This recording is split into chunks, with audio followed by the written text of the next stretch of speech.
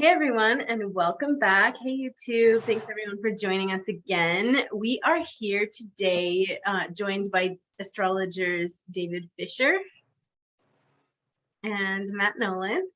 Hi. We are back again talking about Demetra George's second volume, Ancient Astrology book. And today we are on House 12. I just wanted to note straight out of the gate that these are just little overviews, just to kind of, put them out there to you. We are doing a study group as well, where we go a little bit more in depth. And David and Matt and I were going to study this book together anyways in general. And we're like, oh, we should make it public to everyone. So we wanted to just put out little snippets here on YouTube for y'all. And just basically to let you know that we're talking about this and we're doing this together and going more in depth with it. The 12th house today is going to conclude our house conversation. We might do a short summary at the end, but we are going to cover a summary in our study group as well. That being said, the reason why I'm bringing that up straight out of the gate is Demetra's book becomes much more interactive past this point. So if you are studying the book and you want a little bit more community around it, it's a great time to join, because there's going to be like worksheets and exercises and all that. And again, we're not teaching the book, but we are there as practicing astrologers that we can definitely help. We'll do chart examples. We'll look at each other's charts. We'll do the practice sheets together. Just to have that sense of community around it and have the ability to bounce ideas off one another, essentially. So please join us for that if you're interested once it becomes more interactive past the houses. And as usual, if you like our content, don't forget to subscribe to this channel, like the video, and comment your thoughts. We really appreciate it. And on to the 12th house, I guess. On to the 12th house. So we have, a big bite to chew today, because the 12th house is the worst of the bad houses. It's the worst of all of the houses in astrology. It's called Kakos Daimon. Kakos Daimon. It's the place of bad spirit, or that's what Kakos Daimon means. And it's where Saturn rejoices. It's considered, like I said, the most unfortunate of all the houses. It's associated with sorrows, afflictions, losses, confinement, and most commonly enemies. It's cadent and declining. Because of that, it is also in aversion to the first house. So it definitely lacks that stability and support to bring about any fortunate income or outcomes for the native. So Manilius calls it a portal of toil in which you are doomed to climb. So, the 12th sector, like the other cadent houses, are, metacosmos, right? So they're in between worlds. I think the only thing that I wanted to sort of mention about this is that this is where the stars are ascending just prior to your birth. And this is a big meaning of the 12th house. So, we'll talk more about it, like I said, but this is where the fetus hovers between death and life, essentially. And it's like this dangerous portal for the mother and child, which we can get into a little bit more. Yeah, I wanted to say about this that talking about the bad spirit name, Kakos Daimon, given to this house, it's evoking that the contrary point of that same idea we were talking about in the 11th house of the good spirit. This house is like the spirit or the motivation, the fire within you that compels you to do things that are harmful to yourself, or things that are self-undoing, as one of the modern significations suggests. So it could be a representative of enemies. Since the traditional times, it could be representative of ill-fated events that would befall on that are really disruptive to the mind, or things like that. Also disruptive to illnesses of the mind. Yeah, illnesses of the mind. I was going to say, and disruptive to the spirit, because we have the illness house, the 6th house, which I think we'll go over how the houses that are opposite from each other kind of mirror each other, which we've said before. but this is the house of bad spirits. So it was associated with like Lucifer, the fallen angel, Pan, the hooved one, the great horned one, like all these things, like explicitly some Capricorn imagery there. So it's definitely something that would like afflict you emotionally or mentally or something like this, even in the the ancient literature. And one thing I really wish that I could pull up right now, it's not explicitly in Demetra's book, I don't think. I wish I could remember which author said this, but it was like a light bulb for me, because I definitely can see this playing out in charts actively, which is the type of enemies that we see in the 12th house. The author basically, and it's a Hellenistic author, basically explained that this is where you see frenemies. People who pretend to be your friends and pretend to have your best interest in mind, but are like lying about it and want to see you fall in some other way, but they pretend that they don't or something. So it's like someone that spites you, someone's that jealous of you, like, so it's a total frenemies house as well as our own self-undoing, which can be like hanging out with people that would, talk ill of us or something like this, so that's, just to tie in what you said about the enemies portion, but also the self-undoing portion, with an ancient author talking about frenemies. If you guys know, comment below and I'll find it and I'll put it in the comments as well. And that makes me think of, go ahead, David. No, go on. It makes me think of Saturn's joy there too, where Saturn would be like deceptive and a coward, right? Instead of Mars would be in front of your face, Right, like Mars would be like, screw you, or like, right, it would be like, I'm your enemy, and like we're gonna fight. Saturn is actually the sixth house is also the house of public enemies, in the sense of enemies of the estate. Whereas the 12th house is more personal enemies, I think, are the idea of enmity in general. And the idea of hidden enemies is basically, I always just thought people you don't know that don't like you, just like haters or something. But then when I was reading about it, I was like, oh my gosh, it's people that want ill for you, but that are in your life, Well, and like you think of that with the rest of the 12th house being like mental disturbances or paranoia, and like the effect that like the revelation of someone who you thought was a friend actually being an enemy, the like way that will make you sort of unstable, the betrayal, paranoid. You're like, can I trust my judgment of people now? Like, exactly. I have the ruler of my 11th in the 12th house in Leo, which is my moon, which is I am the unicorn today, the horned one. And it is true for me that one of my greatest paranoias throughout my life is knowing who to trust, because I have trusted people before that I found out were only making fun of me behind my back, or were only with me because they wanted to seem like nice people. And that they didn't want to upset me, so they didn't have to admit that they were being shitty to me or something like that. Right. Yes, that's very much a part of this. And I think you made a really good point, Matt, about Saturn's joy, because if Saturn is feigned appearances, that's what you get. You get people that are pretending to be your friends and really icing you out or whatever, so in this house we also find isolation. We find places like hospitals, we find places like by the sea, or in the sense of islands, places that are more isolated and things like that. As well as prison. What else? Subconscious, prisons, subconscious, which is something more modern from the perspective of this house. Well, something I've heard you talk about, David, with like bad houses or houses that are averse to the ascendant in general, is there are these places where things like spring forth from into awareness, right? Because they're not connected to the first, so they're not things that are visible to the person. And so the 12th house being unrelated to the first, barely related to the 10th, joy of Saturn, fallen, like it needs to be stressed like over and over again that this is like the worst house kind of by far. Yeah, when we're talking about subconscious, what is the subconscious really? These things that you ignore and that you're not used to dealing with. It's a thing that's part of you. It's connected. It's in the triad of the first house, and it's things that 12th house forth. Exactly. Yeah. That 12th house, because it is so hidden, like you were saying, describing all of the ways that it could be considered to be negative. It is the most unconscious house, arguably, of the whole chart.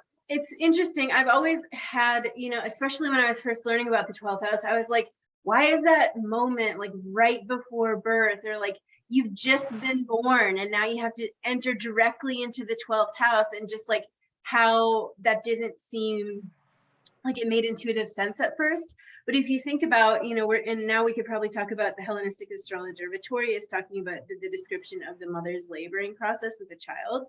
And this book does go on, we'll cover this more in the study group where, more modern astrologers have taken this concept a lot further. But the idea that you survived birth was just the first sort of hurdle.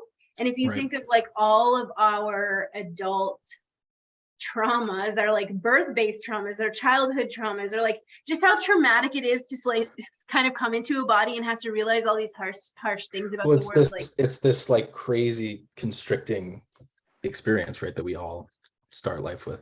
And not just the birth, but the idea that it's right above the ascendant, so you're having to deal with it right away, like upon the like what feeds me, and then what's my 12th house. And it's like just the idea of like the baby being afraid that it's not going to get cared for by the parents, or the baby having to, like, I can imagine you're just this glowing little light, and then you're just faced time after time after time with the disappointments of the flesh, essentially. Just like constantly have to interface with the struggles of the world and like all that brings to your life. And I think a lot of those are, developed in early childhood, and those kind of traumas of just being like that the world is a harsh place or something like this. To me, just means the first stage of life being less about being more out of your control.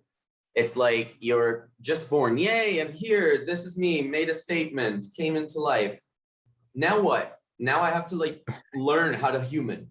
So the 12th house is this unconscious place, is the place where the child doesn't have the consciousness entirely of who they are, what they're doing there, how they're functioning or anything. Yeah, it makes me think of, Elsa, I think you said at the beginning that Manilius like destined to climb or something like that. A portal of toil in which you are doomed to climb. That's like the perfect statement of what you were just saying. You're like chilling out, getting fed through your tube in your stomach, and then it's like, nope. Shut up. You have to breathe, like, and you have to, you gotta breathe, and it's cold and it's freezing, and gotta learn all these things. Right. And you're growing, you're just like, what the hell is happening?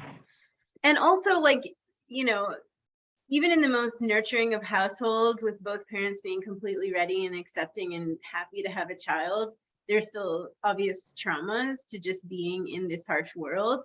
But even I can imagine in ancient times, or even now, like if you're born, children weren't like sort of like coddled as precious joys or whatever. They were just kind of like slapped in the world to survive. Well, they were just like expected to die to a certain extent too. Is like that you'd have like 10 of them, and like, maybe 3 of them would live or something. Right. And just the facing of those harsh things that you don't even know that are going to develop these psychological wounds and these traumas of life, of like the fact that you can get betrayed and you're by yourself, and you're destined to climb and get hit by the world in all these ways. And it's just like repression and suppression and just kind of like all your junk. Like the 12th house definitely is like the junk pile for your chart. It's definitely like your major wounds, the things that you feel like you just keep coming up against again and again, like the stuff you have to deal with again and again, where you're just like, God, I thought I learned this. And it's crisis too. Like it's anytime that there's like a new, and this is, people will be like, well, it's actually good because like you can take these experiences and grow with them. Like, okay, whatever, fine, maybe. But it's like, it comes from having a crisis that you can't deal with any other way, and you have to like learn how to deal with that, and then you can grow. But it's the period of crisis that like presses you and darkens you and makes you smaller, and then you can. And it's not necessarily something that you're adept to growing with, and it's not that I'm not saying we can't get over our 12th house stuff, but it's if you're in therapy, that's your 12th house stuff. Right, it's like the experience of that process is the 12th house, like whether or not you really benefit from it. And it's like anyone who knows anything about therapy knows it's like you're never like, oh, I'm done with, I've uncovered the unconscious for good. Right. You're like, I thought it was, yes. Right. Exactly. Every imagery of the 12th house that you see is of places and people and things that indicate danger or solitude, or you have to be very careful to be in those environments, like forests, hospitals, prisons. You have to have a lot of protocols, like Saturn. You have to have a lot of protocols and know your path very well through those places, so you don't end up doing the wrong thing in the wrong place, and that might cost you your life or someone else's, you know.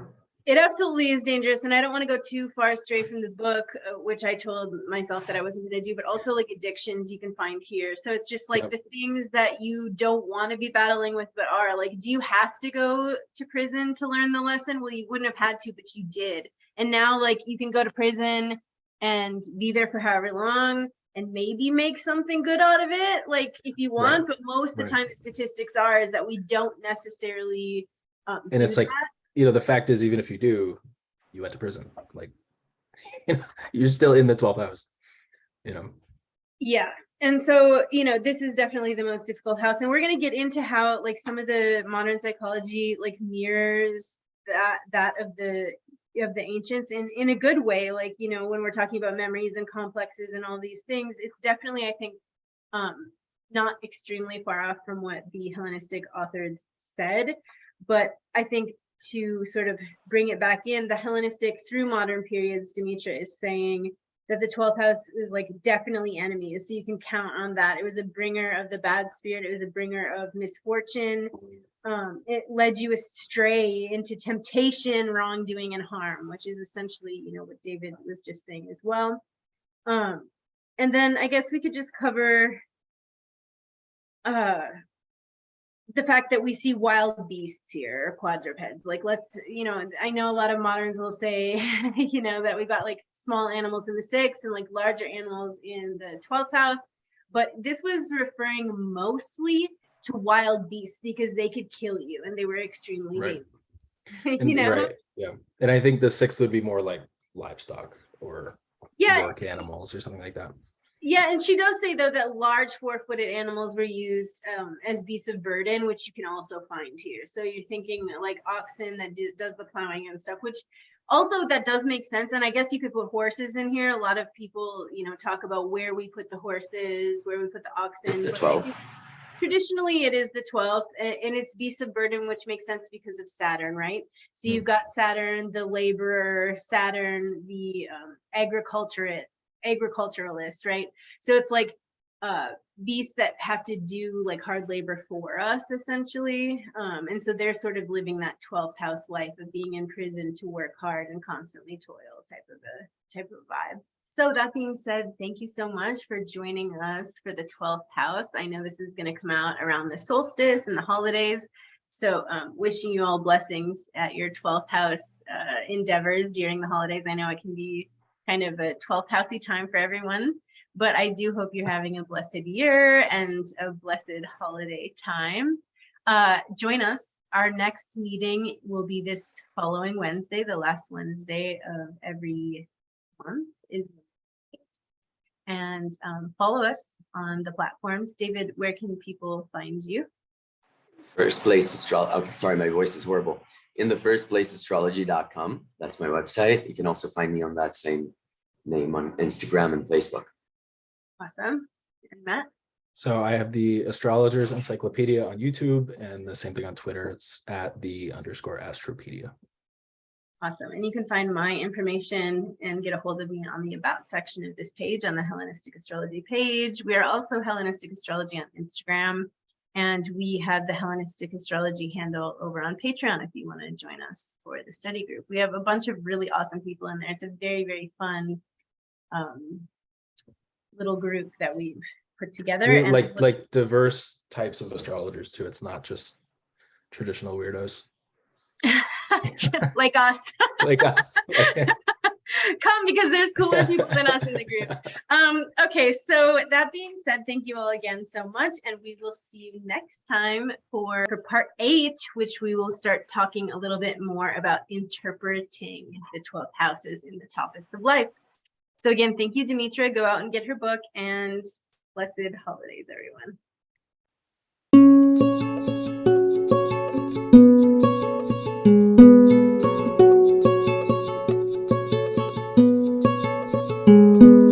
Ia matau kakau bersama yo demikian soba da soba kena mata iba nakau di mana demikian soba Soa ateiba nage Auchuna ba ikana kamay